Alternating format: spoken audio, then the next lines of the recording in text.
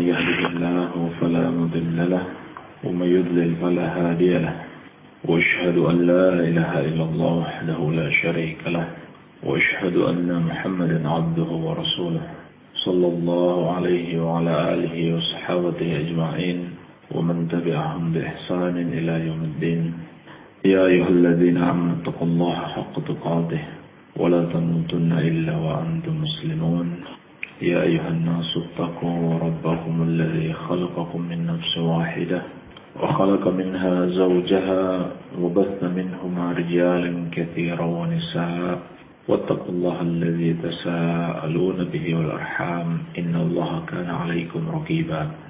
يا أيها الذين آمنوا اتقوا الله وقولوا قولا سديدا يصلح لكم أعمالكم ويغفر لكم ذنوبكم ومن يطع الله ورسوله فقد فاز فوزا عظيما. أما بعد فإن أصدق الحديث كتاب الله وخير الهدي هدي محمد صلى الله عليه وعلى آله وسلم وشر الأمور محدثاتها فإن كل محدثة بدعة وكل بدعة ضلالة وكل ضلالة في النار. Ikhwani fiddin rahimani wa rahimakumullah. Semoga Allah Subhanahu wa taala senantiasa mencurahkan rahmatnya kepada kita sekalian. Di dalam sebuah hadis yang diriwayatkan oleh Imam Ahmad rahimahullahu taala dan para imam yang lainnya dan disahihkan oleh Syekh Al-Albani rahimahullah. Dari sahabat yang mulia Sufwan bin Assal radhiyallahu taala anhu, bahwasannya sahabat ini pernah bercerita beliau mendatangi Nabi sallallahu alaihi wasallam dan beliau berkata kepada Nabi sallallahu alaihi wasallam, "Ya Rasulullah, inni ji'tu atlubul ilm." Ya Rasulullah, sesungguhnya aku datang kepadamu dalam rangka menuntut ilmu. Faqala Rasulullah sallallahu alaihi wasallam, maka Nabi sallallahu alaihi wasallam bersabda, "Marhaban bi talibil ilmi." Selamat datang wahai penuntut ilmu. Inna talibal ilmi tahuffuhul malaikatu bi ajnihatiha. Sungguhnya seorang penuntut ilmu itu diliputi oleh para malaikat dengan sayap-sayap mereka. Thumma yarkabu ba'duhum ba'dan hatta yablughu as-samaa'a ad-dunya limahabbatihim bima yatlub. Kemudian para malaikat ini berada di atas satu dengan yang lainnya, yakni mereka bersaf-saf sampai ke langit dunia, dikarenakan mereka cinta dengan amalan menuntut ilmu yang dilakukan oleh seorang penuntut ilmu ini. Lalu kata Sufwan bin Assal radhiyallahu anhu, "Ya Rasulullah, la nazalu nusafiru bainal Makkah wal Madinah, baina Makkah wal Madinah." Ya Rasulullah, kita selalu melakukan safar antara Makkah dan Madinah. Fa'aftina 'anil mashi 'alal khuffain. Maka berikanlah fatwa kepada kami tentang mengusap di atas dua sepatu. Faqala Rasulullah sallallahu alaihi wasallam an thalathati ayyam lil musafir wa yawmin wa lailatin lil muqim. Maka Nabi sallallahu alaihi wasallam menjelaskan bahwasannya 3 hari 3 malam untuk musafir dan sehari semalam untuk orang yang mukim. Inilah hadis yang diriwayatkan oleh Imam Ahmad dari sahabat yang mulia Sufwan bin Assal radhiyallahu taala anhu. Di dalam hadis ini banyak sekali pelajaran yang sangat berharga bagi para penuntut ilmu dan bagi orang-orang yang senang dengan ilmu dan orang-orang yang mencintai ilmu. Pelajaran pertama yang bisa kita petik adalah semangat para sahabat dalam menuntut ilmu. Di sini kata Sufwan bin Assal radhiyallahu anhu bahwasannya beliau mendatangi Nabi sallallahu alaihi wasallam dan beliau mengatakan, "Ya Rasulullah, inni ji'tu atlubul ilm." Saya datang kepadamu dalam rangka menuntut ilmu. Dan inilah yang dilakukan para sahabat. Mereka datang dari berbagai tempat kepada Rasulullah sallallahu alaihi wasallam dalam rangka menuntut ilmu. Dan untuk itu mereka harus menempuh jarak yang cukup jauh serta meninggalkan sejenak keluarga mereka dan kampung halaman mereka. Dan kebiasaan ini terus berlanjut dilakukan oleh para sahabat sampai kematian Rasulullah sallallahu alaihi wasallam, dan terus berlanjut dilakukan oleh tabi'in, tabi'un tabi'in, dan seterusnya dari kalangan para ulama ahlu sunnati wal jamaah, sehingga muncul istilah ar-rihla fi talabil ilmi, perjalanan dalam menuntut ilmu. Bahkan terkadang para sahabat ini datang dalam bentuk al-wifadah, pengutusan secara khusus oleh kaumnya untuk bertanya sejumlah masalah kepada Rasulullah sallallahu alaihi wasallam. Dan ini dikategorikan oleh sebagian ulama sebagai salah satu bentuk al-hijrah, berhijrah di jalan Allah Subhanahu wa taala. Dan ini sebagaimana firman Allah, "Wa ma kana al-mu'minuna liyanfiru kaffatan falaula nafara min kulli firqatin minhum ta'ifatun yatafaqahu fid din." Kata Allah Subhanahu wa taala, tidaklah patut orang-orang yang beriman itu semuanya pergi ke medan perang. Haruslah ada dari setiap golongan orang-orang yang beriman sekelompok orang yang yatafaqahu fid din, memperdalam masalah agama. Khusus diperintahkan untuk betul-betul mendalami ilmu agama, agar kelak mereka bisa kembali kepada kaumnya, mengajari mereka supaya mereka takut kepada Allah Subhanahu wa ta'ala. Oleh karena itu, dalam menjelaskan hukum menuntut ilmu itu, ulama memiliki dua rincian. Ada yang sifatnya fardu ain dan ada yang sifatnya fardu kifayah. Yang sifatnya fardu ain adalah ma la yastaqimud din illa bihi, ilmu yang agama seseorang tidak mungkin tegak kecuali dengannya, yaitu ilmu tentang tauhid. Demikian pula ilmu tentang ibadah yang dilakukan seseorang atau muamalah yang dia butuhkan, maka ini wajib ain bagi setiap orang.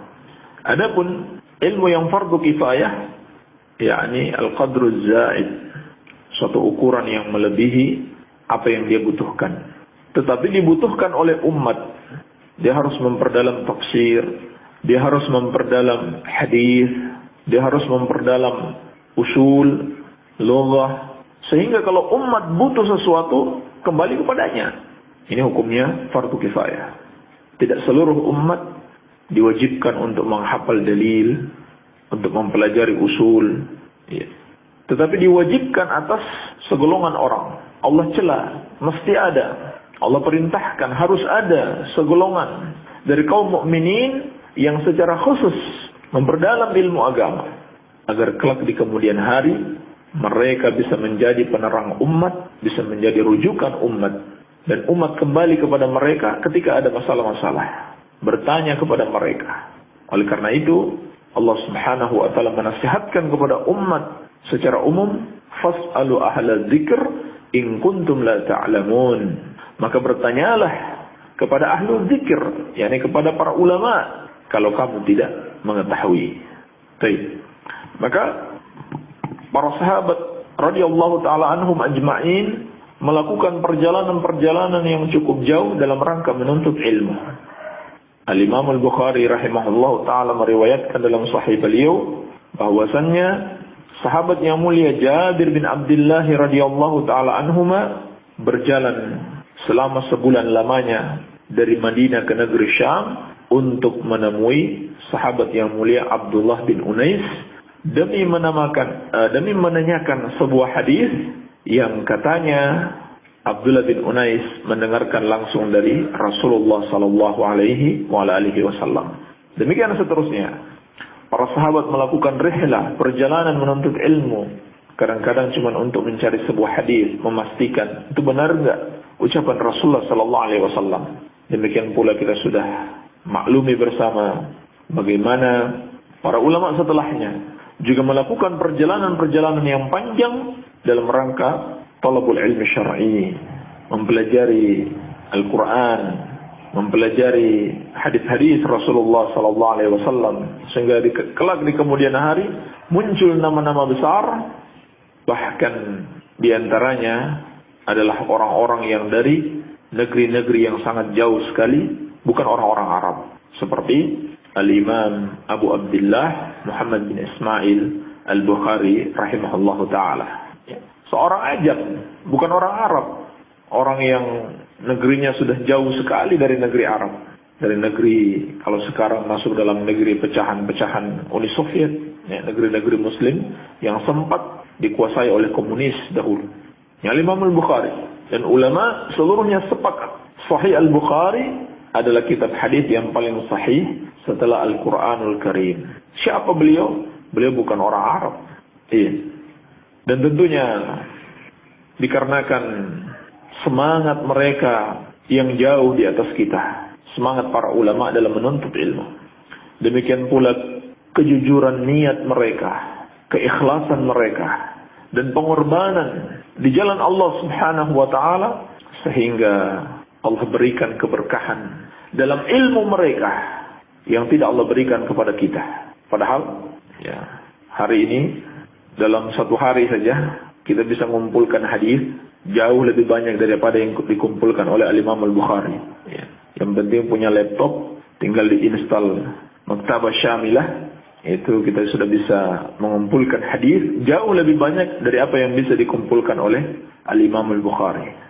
Tetapi berkahnya dan manfaatnya kepada umat tentunya sangat jauh berbeda. Sahih Al-Bukhari dipelajari, ditelaah, dihafal oleh umat Islam dari masa ke masa. Dan tentunya ini adalah kebaikan bagi Al-Imam Al-Bukhari sendiri. Dan kebaikan untuk seluruh guru-gurunya. Dan kebaikan untuk seluruh guru-gurunya lagi. Terus sampai kebaikan sahabat dan sampai kepada Rasulullah sallallahu alaihi wasallam. Mengalir pahala bagi mereka. Nabi sallallahu alaihi wasallam mengatakan, "Man da'a ila hudan kana lahu minal ajri mithlu ujuri man tabi'ahu la yanqusu dzalika min ujurihim syai'a." Barang siapa yang mengajak kepada hidayah, maka dia mendapatkan pahalanya sendiri, dan pahala orang-orang yang mengikutinya tanpa mengurangi pahala mereka sedikit pun. Demikianlah ilmu yang bermanfaat. Apabila kita mengajarkan satu ilmu yang bermanfaat, diamalkan oleh murid kita, diajarkan kepada orang lain terus, maka pahalanya insyaallah ta'ala terus mengalir kepada kita. Demikian keberkahan ilmu yang Allah anugerahkan kepada seseorang. Iya. Kalau begitu, di antara amalan mulia yang sangat bermanfaat bagi diri kita dan bagi kaum muslimin yang harus kita teladani para sahabat radhiyallahu anhum ajma'in adalah semangat mereka dalam menuntut ilmu. Nah, seringkali kita mengaku mengikuti para sahabat karena kita menginginkan keridhaan Allah Subhanahu wa taala. Sebagaimana yang Allah telah ingatkan, "Was-sabiquna al-awwaluna minal muhajirin wal ansar walladzina tabauhum bi ihsan radhiyallahu anhum wa radu an." Dan orang-orang yang pertama masuk Islam dari kalangan muhajirin dan ansar, Allah ridho kepada mereka dan mereka pun ridho kepada Allah Subhanahu wa taala. Orang-orang yang pertama masuk Islam dari kalangan muhajirin dan ansar dan orang-orang yang mengikuti mereka dengan baik. Allah ridho kepada mereka dan mereka pun ridho kepada Allah Subhanahu wa taala, dan Allah siapkan bagi mereka surga-surga yang mengalir di bawahnya sungai-sungai. Dalam ayat yang mulia ini Allah mengabarkan kepada kita, sahabat adalah orang-orang yang telah Allah ridhoi, dan mereka pun ridho kepada Allah, dan Allah janjikan surga bagi mereka. Dan juga Allah kabarkan kepada kita suatu berita gembira, Allah juga meridhoi walladzina tabauhum, orang-orang yang mengikuti mereka. Imam-imam mufassirin menjelaskan ayat ini, yang mengikuti mereka itu mencakup seluruh umat sampai hari kiamat. Siapapun yang mengikuti mereka, tapi ingat ada syarat yang kedua, mengikuti mereka dengan ihsan, dengan baik. Dalam ayat ini Allah persyaratkan dua syarat untuk mendapatkan keridhaannya dan surganya. Pertama, ittiba kepada para sahabat. Yang kedua, ittiba mereka bukan sembarang ittiba kepada mereka, tapi ittiba bi ihsan. Sehingga keridhaan Allah kepada seseorang bergantung kepada dua hal ini, ittibanya dan ihsannya di dalam ittiba. Maka tentunya dalam mengikuti para sahabat radhiyallahu taala anhum ajma'in, Harus kita teladani mereka, kita ikuti mereka dari segala sisinya. Dan menuntut ilmu agama serta bersemangat meraih ilmu adalah salah satu kunci sukses seseorang di dalam ittiba kepada para sahabat.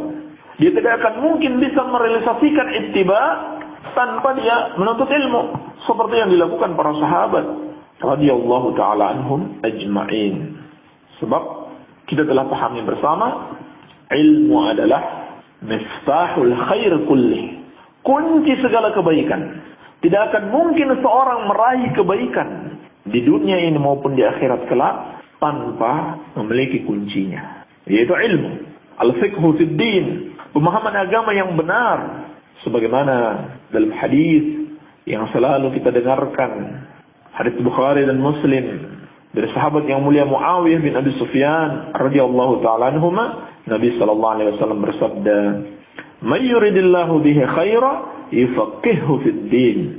Barang siapa yang Allah inginkan kebaikan baginya, maka Allah akan pahamkan dia dengan agama. Berarti kalau Allah tidak menginginkan kebaikan bagi seseorang, Allah subhanahu wa ta'ala tidak akan memahamkan dia dengan agama.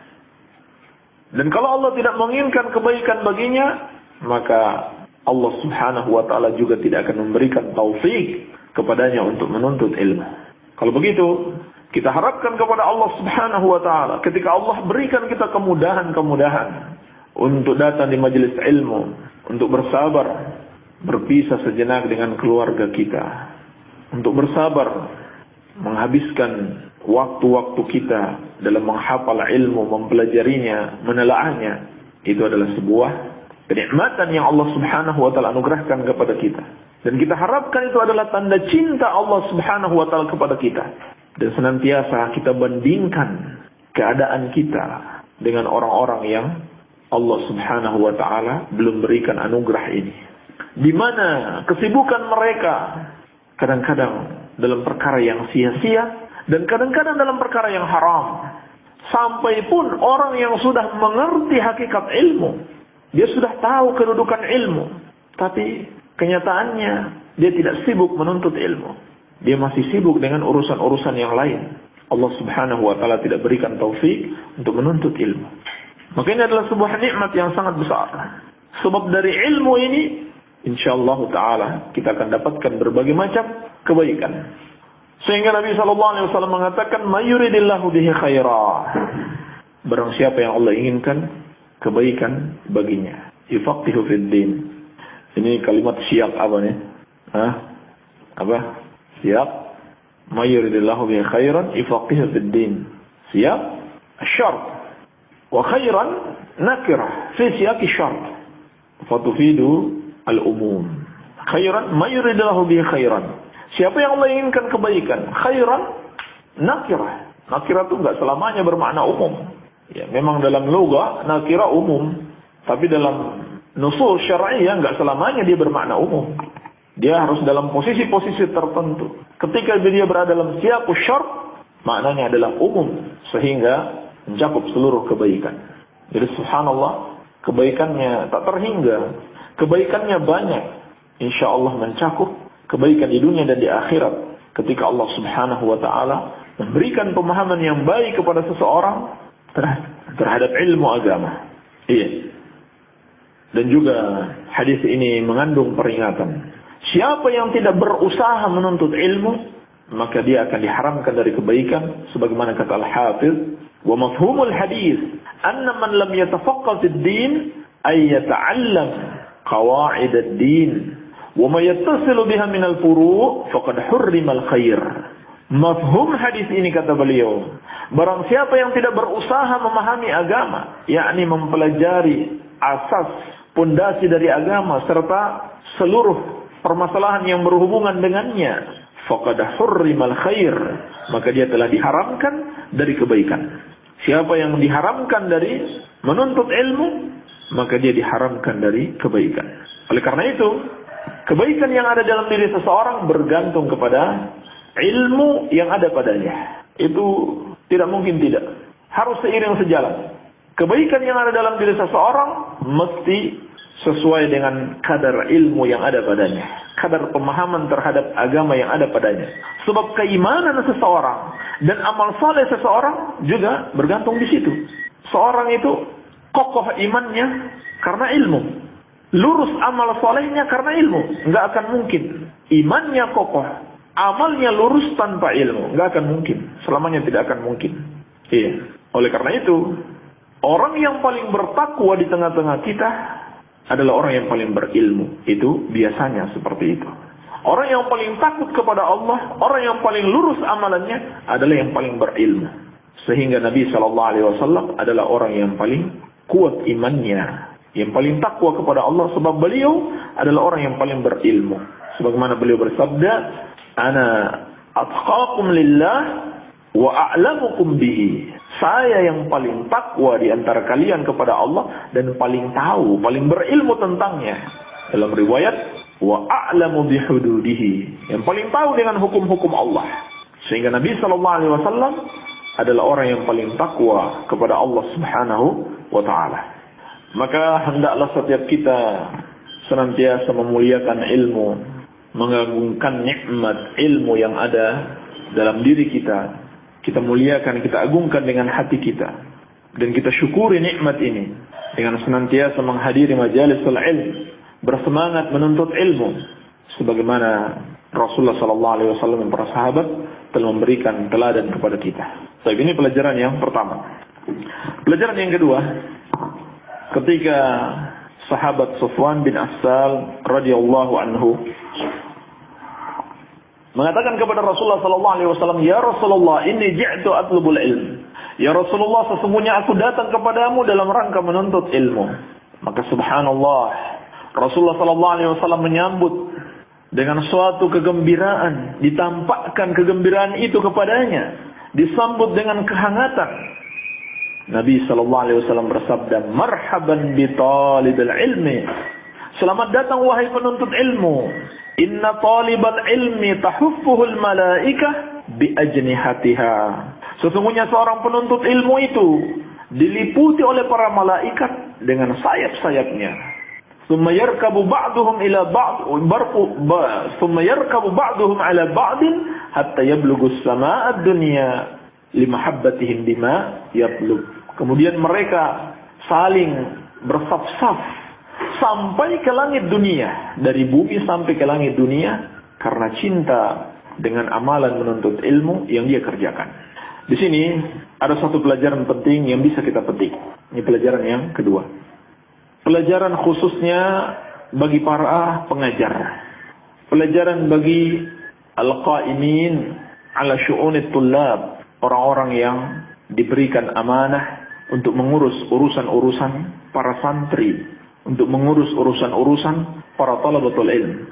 Dan pelajaran umumnya kepada seluruh kaum muslimin untuk menyambut para penuntut ilmu, untuk memberikan kehangatan kepada mereka, membuat mereka betah. Inilah yang dilakukan oleh Rasulullah SAW apabila datang para sahabatnya untuk menuntut ilmu. Maka beliau sambut dengan ucapannya, "Marhaban bi talibil ilmi." Yarhamukallah. Selamat datang wahai penuntut ilmu. Ulama kita menjelaskan makna kalimat ini, marhaban bi talibil ilmi. Maknanya adalah sebuah sambutan yang sangat baik dari Rasulullah SAW dan sebuah janji dari beliau untuk membantu urusan-urusan penuntut ilmu tersebut. Selamat datang, silahkan engkau menuntut ilmu, kami akan memudahkan urusanmu, kami akan membantumu. Ini makna dari ucapan Nabi SAW, marhaban bi talibil ilmi. Demikianlah sikap seorang pengajar dan seluruh kaum muslimin secara umum. Seperti itu harusnya mereka bersikap kepada para penuntut ilmu. Maka berbahagialah orang-orang yang diberikan urusan, orang-orang yang diberikan amanah oleh Allah Subhanahu wa taala untuk membantu para talabatul ilmi, untuk melancarkan urusan-urusan mereka. Ini adalah teladan dari Nabi SAW, membuat para penuntut ilmu itu menjadi betah, memudahkan urusan-urusan mereka, agar mereka semangat dalam menuntut ilmu dan tidak terganggu dengan urusan-urusan yang lain.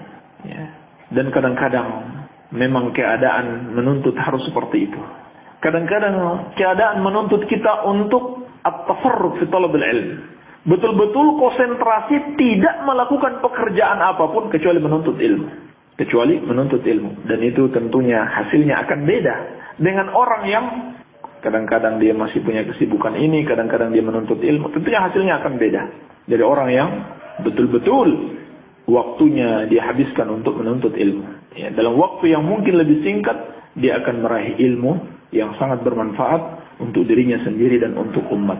Sehingga terkadang perlu ta'awun dari kaum muslimin, terutama dari pengajarnya dan dari para ikhwan-ikhwan dan dari seluruh kaum muslimin secara umum untuk memudahkan urusan-urusan para penuntut ilmu agar mereka bisa konsentrasi dalam beribadah, membantu kebutuhan-kebutuhan mereka. Dan ini subhanallah, pahalanya sungguh sangat besar. Dan pahalanya subhanallah persis seperti penuntut ilmu itu sendiri. Karena Nabi SAW bersabda dalam banyak hadis yang semisalnya, "Man jahhaza ghaziyan fi sabilillah faqad gaza." Siapa yang menyiapkan peralatan, kebutuhan yang diperlukan oleh seorang yang berjihad di jalan Allah, maka dia sungguh telah berjihad. Sama. Siapa yang menyediakan kebutuhan penuntut ilmu, yang membantu urusan mereka, pahalanya sama. Walaupun dia nggak ikut menuntut ilmu. Kelak di kemudian hari ilmu tersebut diamalkan oleh para penuntut ilmu, diajarkan kepada umat, dia juga dapat bagiannya. Sama. Karena dia menjadi sebab mereka meraih kebaikan. Dia yang menjadi sebab mereka meraih kebaikan. Sama saja dia dengan yang mengajarkannya. Walaupun mungkin dia tidak mengajarkannya secara langsung. Tapi dia berikan kemudahan-kemudahan, dia membantu. Mungkin dia belikan kitab-kitab. Mungkin dia sediakan asrama bagi mereka. Dan berbagai macam kebutuhan lainnya sehingga para talabatul ilmi ini menjadi betah dalam menuntut ilmu. Mereka tidak berpikir lagi, kalau saya menuntut ilmu, dari mana saya dapat makan? Bagaimana dengan keluarga saya? Jadi tidak ada pikiran-pikiran lagi ke sana. Hatinya tidak resah. Sehingga dia bisa berkonsentrasi menuntut ilmu. Maka orang-orang yang membantu mereka, pahalanya sama. Sama dengan orang yang mengajarkan ilmunya secara langsung. Gak ada bedanya. Dan ini dipersaksikan oleh banyak dalil dari Al-Quran dan Sunnah Rasulullah Sallallahu Alaihi Wasallam. Maka nikmat yang sangat besar ketika Allah berikan kita kesempatan untuk membantu para talabatul ilm, memudahkan urusan-urusan mereka, terlebih dalam mengajari mereka. Sehingga kita juga memiliki tanggung jawab apabila para santri, para talabatul ilm kemudian tidak betah dalam menuntut ilmu. Terlebih lagi kita yang menjadi sebab mereka tidak betah, apakah dengan sikap kita ataukah kita tidak pernah menolong mereka, maka na'udzubillah, ini dikhawatirkan juga kita akan menanggung dosa-dosanya. Kalau seorang berpaling dari ilmu, dia malas menuntut ilmu yang tadinya semangat, tapi karena sikap kita yang tidak baik kepadanya, kemudian dia lari dari menuntut ilmu. Pada akhirnya kemudian dia tersesat. Maka tentunya kita juga memiliki tanggung jawab, karena kita memiliki andil dalam kesesatannya. Iya. Dan perlu diingat, kadang-kadang seseorang itu menjadi sebab orang lain mendapatkan hidayah. Dan kadang-kadang dia menjadi sebab orang lain itu sesat. Dan menjadikan orang lain itu sebab orang lain itu sesat terkadang dengan mengajaknya kepada kesesatan. Seperti yang dilakukan oleh kebanyakan ahlul bid'ah. Dan juga perlu diingat, kadang-kadang dia tidak mengajaknya kepada kesesatan, tapi dia mengusir orang tersebut dari kebenaran. Orang sudah semangat menuntut ilmu, tapi dengan sikapnya yang jelek, akhlaknya yang tidak baik, maka kaum muslimin kemudian lari dari kebenaran. Dia tidak mengajak kepada kesesatan, iya, tapi membuat mereka lari dari kebenaran. Ya, dengan berbagai macam bentuknya. Terkadang dengan sikapnya yang kasar kepada talibul ilmi tersebut, atau dengan menggunjing dan menggibah ustadznya, sehingga talibul ilmi ini tidak mau lagi belajar kepada ustadz fulan karena sudah dijelek-jelekan. Maka sama dengan ahlul bidah yang mengajak kepada kesesatan, hanya metodenya beda. Kalau ahlul bidah langsung, ayo lakukan kesesatan ini dan itu. Kalau dia tidak, diusir orang dari kebenaran, diusir orang dari majalisul ilm, beralih kepada pembicaraan-pembicaraan yang sia-sia, bahkan pembicaraan-pembicaraan yang dosa. dialihkan kepada fitnah dan perselisihan dan seterusnya. Padahal yang seharusnya kita berusaha bagaimana para talabatul ilmi itu nyaman dalam menuntut ilmu. Mereka senang, betah menuntut ilmu. Seperti yang dilakukan oleh Rasulullah sallallahu alaihi wasallam. Ini pelajaran yang kedua. Pelajaran yang ketiga yang bisa kita petik dari hadis ini adalah keutamaan menuntut ilmu itu sendiri. Kata Nabi sallallahu alaihi wasallam, "Inna talibal ilmi tahuffuhul malaikah." Sesungguhnya seorang penuntut ilmu diliputi oleh para malaikat bi ajnihatiha, dengan sayap-sayapnya. Ya, sebelum kita lanjutkan pelajaran yang ketiga ini, saya ingat ada asar dari Abu Sa'id Al-Khudri radhiyallahu anhu. Beliau ketika melihat para penuntut ilmu, maka beliau mengucapkan marhaban bi wasiyati Rasulillah sallallahu alaihi wasallam, fa inna Rasulullah sallallahu alaihi wasallam kana yusina bikum. Selamat datang wahai orang-orang yang telah diwasiatkan oleh Rasulullah sallallahu alaihi wasallam. Sesungguhnya Rasulullah sallallahu alaihi wasallam telah berwasiat kepada kami untuk memperhatikan kalian wahai penuntut ilmu. Ini asar dari Abu Sa'id Al-Khudri ketika beliau melihat para penuntut ilmu. Demikian pula dari Abu Darda radhiyallahu anhu, ketika beliau melihat para penuntut ilmu, maka beliau mengatakan marhaban bi talabatil ilm fa inna Rasulullah sallallahu alaihi wasallam awsa bikum. Kata Abu Darda radhiyallahu anhu, apabila beliau melihat para penuntut ilmu, marhaban bi talabatil ilm, selamat datang wahai penuntut ilmu. Sesungguhnya Rasulullah sallallahu alaihi wasallam telah mewasiatkan kami untuk memperhatikan kalian. Tapi ini menunjukkan apa? Bukan saja Rasulullah sallallahu alaihi wasallam, tapi juga para sahabat mengamalkan bagaimana perhatian mereka kepada para penuntut ilmu. Baik.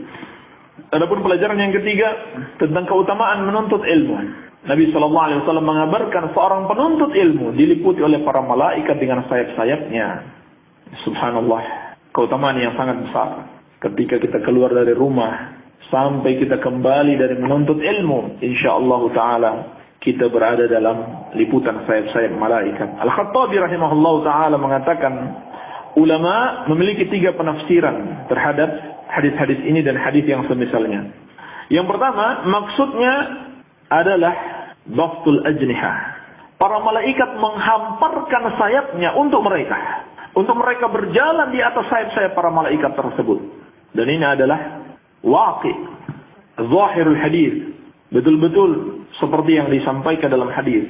Dihamparkan sayap para malaikat untuk berjalan di atasnya para penuntut ilmu. Dan makna yang kedua disebutkan para ulama, maksudnya adalah at-tawadhu li talibil ilmi. Para malaikat itu menghormati para penuntut ilmu. Mereka merendah diri di hadapan mereka. Mereka muliakan para penuntut ilmu. Kenapa demikian?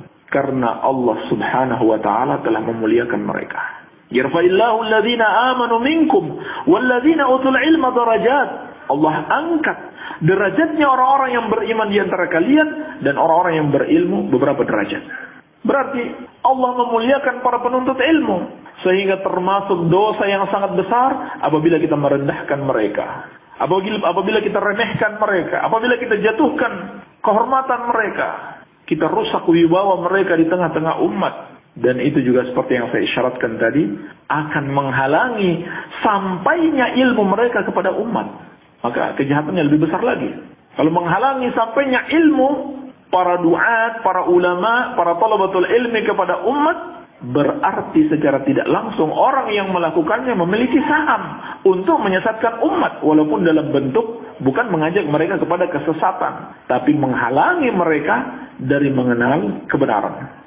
Sehingga Nabi sallallahu alaihi wasallam telah mengingatkan, laisa minna man lam yarham saghirana wa yujilla kabirana wa ya'rif li'alimina haqqah. Bukan bagian dari kami orang yang tidak menyayangi yang muda di antara kami, yang tidak menghormati yang tua di antara kami, dan tidak mengetahui hak seorang alim di antara kami. Allah muliakan orang-orang yang berilmu. Allah angkat derajatnya para talabatul ilm.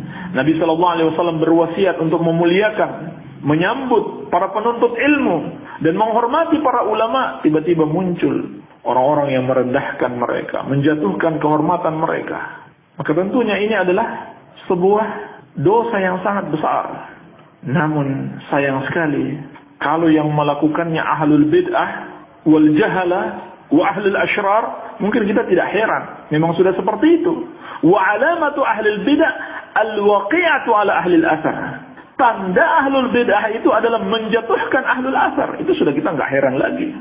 Laisa fid dunya mubtadi' illa wa huwa yubghidu ahlul hadis. Tidak ada di dunia ini ahlul bid'ah kecuali dia mesti membenci ahlul hadis. Itu sudah tidak kita herankan lagi. Sayangnya ada orang sudah mengenal ahlu sunnah, bersama ahlu sunnah, di tengah-tengah ahlu sunnah yang juga melakukan yang semisal ini, mengikuti metode ahlul bid'ah. Ya. Walaupun terkadang memang yang dia sampaikan itu benar, bahwasannya seorang dai, seorang penuntut ilmu atau seorang ulama memiliki kesalahan-kesalahan. Dan siapa di dunia ini yang tidak bersalah? Siapa makhluk yang tidak bersalah? Tetapi berbeda cara kita menasihati seorang yang Allah muliakan dikarenakan ilmu yang ada padanya, dan seorang yang Allah hinakan dikarenakan bid'ah dan kesesatan yang ada padanya. Orang yang berakal pun sudah dapat memahami beda caranya kita menyikapi. Iya, malaikat saja menghormati mereka. Tentunya manusia harus lebih-lebih lagi dalam memuliakan dan menghormati para ulama, para penuntut ilmu, dan orang-orang yang menghabiskan waktunya untuk menuntut ilmu dan menyebarkan ilmu. Sehingga ulama kita di masa ini secara khusus banyak memperingatkan persoalan ini kepada orang-orang yang dia sudah mengenal sunnah. Walhamdulillah Allah berikan hidayah kepada sunnah untuk menjaga lisannya dari menyakiti para ulama. Dan sesungguhnya Allah subhanahu wa ta'ala telah memberikan peringatan, man adali waliyan faqad azantuhu bil harbi. Barang siapa yang memusuhi waliku, maka aku umumkan perang terhadapnya. Ini berbahaya. Makna yang ketiga kata Al-Khattabi rahimahullahu ta'ala adalah para malaikat duduk bersama mereka. Duduk bersama mereka sama-sama, ya, berduduk di majelis ilmu. Ini makna hadis-hadis yang berbicara tentang para malaikat meliputi para penuntut ilmu. Ada 3 makna. Baik. Pelajaran yang berikutnya, yang keberapa? Yang keempat mungkin yang terakhir, ya, karena waktu kita. Dan tentunya banyak sekali pelajaran yang bisa kita petik kalau kita baca penjelasan-penjelasan para ulama. Banyak sekali pelajaran yang bisa kita petik dari hadis ini. Pelajaran yang keempat adalah perhatian para sahabat dalam menuntut ilmu agama, besarnya maupun kecilnya. Artinya seluruh ilmu agama tidak ada yang dibeda-bedakan. Tidak ada yang dianggap ini penting dan itu sepele. Betul, dalam ahamiyah, pentingnya pelajaran-pelajaran memang dia bertingkat. Ya, ilmu tauhid tentunya lebih penting daripada ilmu tentang bagaimana cara kita beribadah. Ilmu tentang cara kita beribadah tentunya lebih penting daripada ilmu tentang cara kita bermuamalah. Demikian seterusnya. Tetapi tidak ada yang bisa kita katakan ini tidak penting. Semuanya penting. Hanya kadang ini lebih penting daripada yang ini. Tapi tidak ada yang remeh. Tidak ada yang boleh kita sepelekan. Tidak ada yang bisa mengatakan ini inti dan ini kulit. Karena dia kulit, kita nggak ngurus yang masalah kulit lagi. Tidak boleh. Ini sifat para sahabat yang jauh berbeda dengan sifat al-hizbiyun hari ini. Dan kebanyakan ahlul bid'ah yang menyimpang. Subhanallah, antum lihat bagaimana sahabat ini datang jauh-jauh dari Rasulullah SAW cuma mau bertanya tentang apa? Tentang apa? Mengusap. Al-khaffu al-khuffain, mengusap 2 sepatu. Bagaimana cara mengusapnya ya Rasulullah? Bagaimana ketentuan-ketentuannya? Dan hadis ini menunjukkan beliau sebetulnya sudah tahu syariat tersebut. Hanya yang beliau ingin tanya berapa hari. Berarti dia sudah tahu cuma satu permasalahan ini saja yang beliau belum tahu. Berapa hari yang diizinkan bagi musafir dan berapa hari bagi mukim. Menunjukkan para sahabat semangat dalam menuntut ilmu dan mereka menuntut ilmu yang mereka butuhkan. Ini terutama. Ya, ini yang paling penting. Kita bertanya. Ya, ini juga sebetulnya pelajaran yang berikutnya adalah husnul soal. Bagusnya pertanyaan. Bertanya yang dia butuhkan. Jangan dia bertanya hal-hal yang tidak ada manfaatnya. Tetapi tanyakan yang kamu butuhkan untuk kamu amalkan dalam kehidupan kamu sehari-hari. Ini yang dilakukan para sahabat radhiyallahu ta'ala anhum ajma'in. Dan hadis ini juga menunjukkan as-su'al miftahul ilm. Bertanya itu adalah pintu ilmu. Sehingga dikatakan kepada Ibnu Abbas radhiyallahu taala anhuma, dengan apa engkau meraih ilmu? Beliau mengatakan, biqalbin aqul wa lisanin saul, dengan hati yang selalu merenung, selalu menelaah, selalu belajar, dan juga lisanun saul, lisan yang selalu bertanya. Iya. Tetapi pertanyaan itu ada adabnya. Kita pilih pertanyaan yang paling bagus, susun dengan rapi pertanyaannya sehingga tepat pada apa yang kita butuhkan. Apa yang kira-kira kita butuhkan, itu yang kita tanyakan. Ini yang dicontohkan para sahabat radhiyallahu taala anhum ajmain. Dan pelajaran besar yang bisa kita petik dari sini, sahabat tidak membedakan. Mereka tidak menganggap remeh ilmu. Adapun sebagian hizbiyun, bahkan seluruhnya hari ini, subhanallah, kalau kita mengajak mereka menuntut ilmu, ya, apalagi yang dikaji adalah permasalahan fikih, maka mereka akan mengatakan itu adalah perkara-perkara yang sepele. Ya. Ngapain belajar zaman begini masih belajar bagaimana cara berwudu, bagaimana tata cara sholat, bagaimana tata cara tayamum. Ini ucapan-ucapan mereka. Sampai pada tahap merendahkan para ulama. Ngapain jadi mufti? Kok bicaranya masalah celana dalam wanita katanya? Masalah haid dan nifas. Na'udzubillah. Ini ucapan-ucapan kotor. Iya.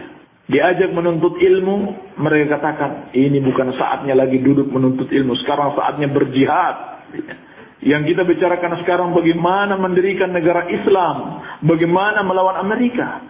Kalau kamu wuduknya saja tidak benar, bagaimana mau berjihad? Kalau tidak mengamalkan sunnah dalam taharah, kalau sampai taharahmu tidak sah, berarti sholat kamu tidak sah. Bagaimana kamu akan ditolong oleh Allah Subhanahu wa taala? Kalau masalah yang kamu anggap sepele ini saja kamu tidak bisa urus, kamu tidak mengerti bagaimana cara melakukannya, bagaimana mau melakukan yang besar? Berbicara negara itu persoalan besar. Yang sepele saja dia tidak paham, bahkan dia tidak mau belajar. Bagaimana lagi mau mengurus masalah-masalah yang lebih besar daripada itu? Ini sifat hizbiyun, sifat ahlul bid'ah, meremehkan ilmu. Adapun ahlus sunnah wal jamaah tidak meremehkan ilmu. Walaupun kita membedakan ya, antara satu ilmu dengan yang lainnya, ahamiyahnya berbeda-beda. Tetapi kita tidak meremehkan ilmu, sehingga kita menuntut ilmu, seluruh ilmu yang diwariskan kepada kita oleh Rasulullah SAW, kita harus bersemangat dalam menuntutnya. Ya, jangan kita anggap yang ini penting, maka ini saja yang kita pelajari, yang ini sepele, ini nanti saja. Jangan. Tetapi kita pelajari seluruh ilmu yang diajarkan kepada kita dan kita bersemangat di dalam meraihnya. Dan dari sini juga kita dapat memahami, ketika seorang diberikan hidayah kepada sunnah dan diberikan taufik untuk menuntut ilmu, maka itu adalah sebuah nikmat. Sebab kenapa? Orang-orang yang sesat dari kalangan ahlul bid'ah wal hizbiyun memiliki pemahaman yang menyimpang sejauh itu, sampai merendahkan para ulama karena jauhnya mereka dari ilmu, karena kejahilan, kebodohan. Semangat mereka tidak kita ragukan lagi. Semangat mau tegakkan syariat Islam sampai bikin lajnah tatbiq asy-syariah, majelis mujahidin dan lain sebagainya. Ini kita enggak ragukan lagi semangatnya. Tapi karena semangatnya tidak diarahkan dengan ilmu, karena memang sudah tidak suka dengan majalisul ilm, tidak suka menuntut ilmu, benci kepada para ulama, maka Allah sesatkan mereka. Itu sudah pasti. Sudah pasti akan tersesat semangat tanpa didasari oleh ilmu. Walhamdulillah, kalau kita bandingkan keadaan seorang ahlu sunnah dengan mereka, kita harus banyak-banyak bersyukur. Allah berikan kita hidayah untuk mengenal sunnah, berjalan di atasnya, dibandingkan dengan mereka. Maka sebabnya adalah kejahilan. Sehingga Imam Ibnu Qayyim rahimahullah ta'ala mengatakan, al-jahlu aslu kulli syarr. Kebodohan itu adalah pangkal segala keburukan. Al-jahlu aslu kulli syarr. Kebodohan adalah sebab terjadinya berbagai macam kesesatan-kesesatan. Baik ikhwan fillah, rahimani wa rahimakumullah, tentunya masih banyak pelajaran-pelajaran yang bisa kita petik dari hadis ini. Tapi mungkin ini saja yang bisa ana sampaikan. Semoga ada manfaatnya bagi diri ana pribadi dan mudah-mudahan bagi ikhwan sekalian. Lebih dan kurangnya ana mohon maaf. Subhanakallahumma bihamdika asyhadu an la ilaha illa anta astaghfiruka wa atubu ilaik. Wa sallallahu ala nabiyyina Muhammadin wa alihi wa sallam wa akhiru da'wana alhamdulillahi rabbil alamin.